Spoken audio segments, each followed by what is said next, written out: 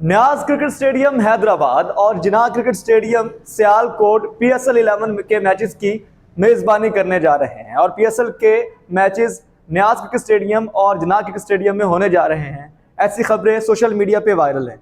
तो क्या ऐसा होने जा रहा है, इसके क्या क्लूज मिलते हैं, इस वीडियोस में इस पर बात करेंगे। और एक और टीम की नीलामी होने जा रही है PSL में।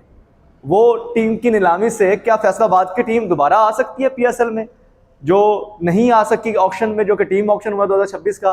क्या ऐसा मुमकिन है? और आप बात करेंगे कि PSL में क्या प्लेयर्स का भी ऑक्शन होगा या फिर ड्राफ्ट ही होगा।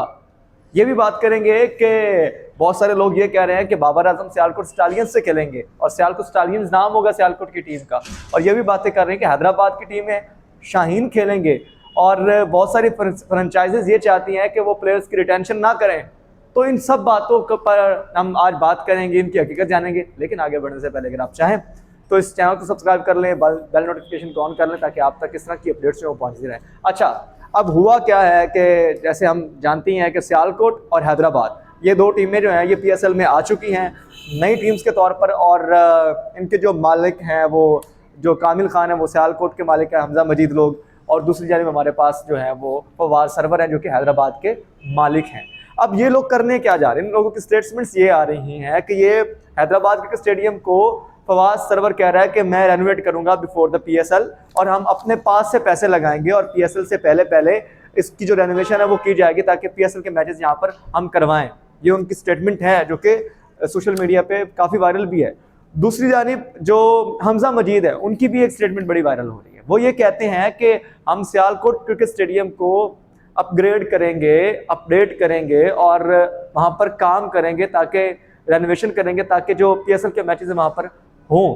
तो क्या ऐसे फैक्चुअली मुमकिन है? क्या PCB ने इस पर कुछ स्टेटमेंट दी है? तो हम यही आपको बताने जा रहे हैं। तो आपको मैं बता दूं कि PCB की जानिब से ये कहा गया है कि अभी जो वेन्यूज डिसाइड किए गए उनमें फैसलाबाद शामिल है और सियालकोट का जो होम ग्राउंड होगा वो फैसलाबाद होगा और हैदराबाद का होम ग्राउंड कराची होगा। अभी चूंकि अभी टीम्स आई हैं तो अभी बहुत जल्दी होगा कि PSL के मैचेस जिन्ना क्रिकेट स्टेडियम में और हैदराबाद न्याज क्रिकेट स्टेडियम में करवाए जाएं, क्योंकि सियालकोट का जो जिन्ना क्रिकेट स्टेडियम है वो काफ़ी पुराना है, 1970s वाली उसकी लुक है और उसकी कैपेसिटी भी उतनी नहीं है कि वहाँ पर मैचेस हो सकें। तो PCB ये नहीं चाहेगा कि वहाँ पर सारे ब्रॉडकास्टर्स को लेकर जाए और एक मरतबा फिर इतना कुछ खर्च करे। तो मोस्ट प्रॉबेबली वहाँ पर मैचेस नहीं हो सकते।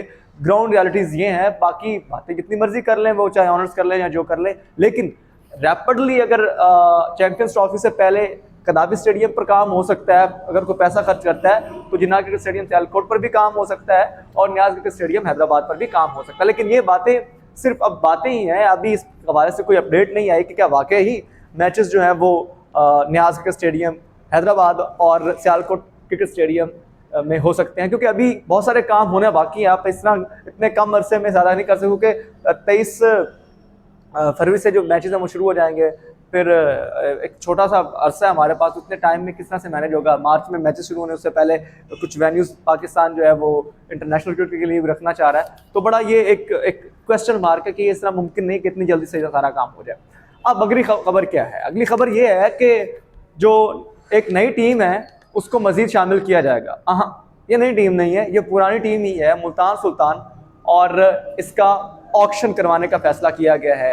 ज़राए के मुताबिक, जो कि PCB के ज़राए हैं, अब तक की जो अंदर की खबरें हैं उसके मुताबिक कम अज़ कम 16 जो जनवरी है उस तक ये क्लियर हो जाएगा कि ऑक्शन 16 जनवरी को होना या फिर 17 जनवरी को करवाएंगे और नई टीम को भी बेचा जाएगा।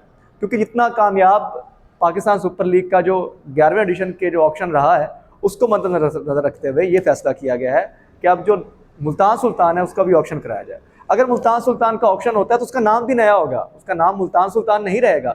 जो मालिक उसको खरीदेगा उसका नाम भी वही डिसाइड करेगा। अब हो सकता है उसका नाम फैसलाबाद रख दे, तो फैसलाबाद के जो फैंस वो काफ़ी इस हवाले से एक्साइटेड हैं कि हो सकता है कि अगर फैसलाबाद मुल्तान सुल्तान की टीम जो है वो कोई और ख़रीदता है और ख़रीदने वाला उसका नाम फैसलाबाद रख दे तो फैसलाबाद की फिर एंट्री हो सकती है। लेकिन ऐसा मुमकिन इस तरह से नहीं है, या हो भी सकता है बट जो चांसेस वो ना होने के इसलिए हैं कि जो जनूबी पंजाब है उसकी नुमाइंदगी कर रहा है मुल्तान सुल्तान, और अगर जनूबी पंजाब की नुमाइंदगी खत्म हो जाएगी तो फिर फैसलाबाद, सियालकोट, लाहौर तीनों एक ही रीजन की टीमें बन जाएंगी और पीसीबी मैनेजमेंट और पीएसएल मैनेजमेंट जो है उस पर फिर तनकीद होगी, आपने पंजाब सुपर लीग बना दिया है, पाकिस्तान सुपर लीग नहीं है ये, ऑल्दो हैदराबाद की टीम आई है।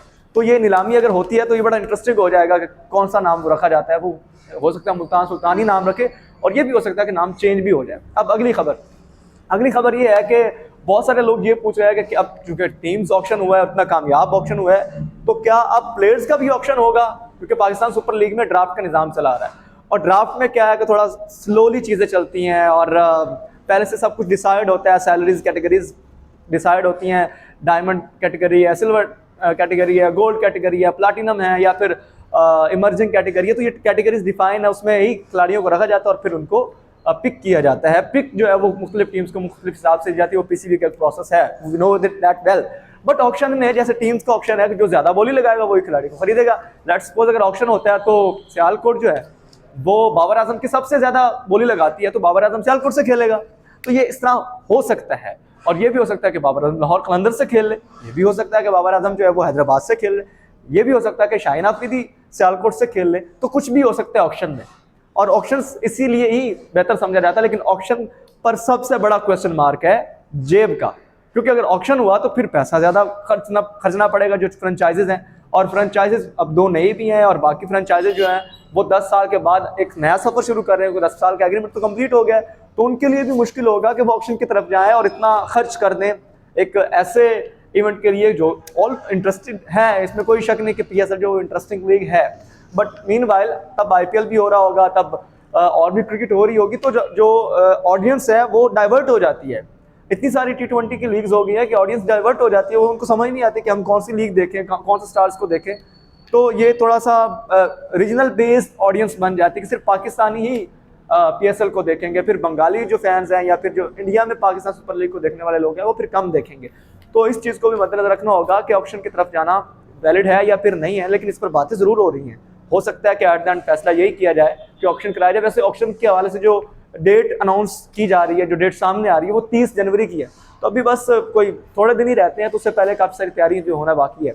अब आप बताएं कि अगर सियालकोट टीम में बाबर आजम खेलता है या नहीं खेलता है, आपको क्या लगता है, खेलना चाहिए नहीं खेलना चाहिए, कमेंट्स में बताएं।